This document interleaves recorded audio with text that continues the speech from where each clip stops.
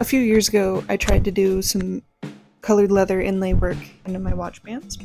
and that was before I started playing with the different thicknesses of veg-tan, and it was in the beginning stages of my leather career, which means I am very excited to try this again. This custom order was placed with the intentions of this watch band matching this belt here, and as you can see,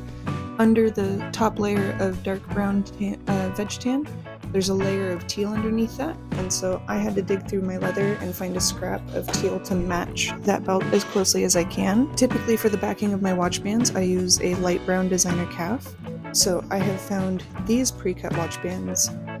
in one of my project piles, and the backing is actually a light teal, which I think will go really well with this. And then I will go through and I will draw and carve on the veg-tan and get everything put together.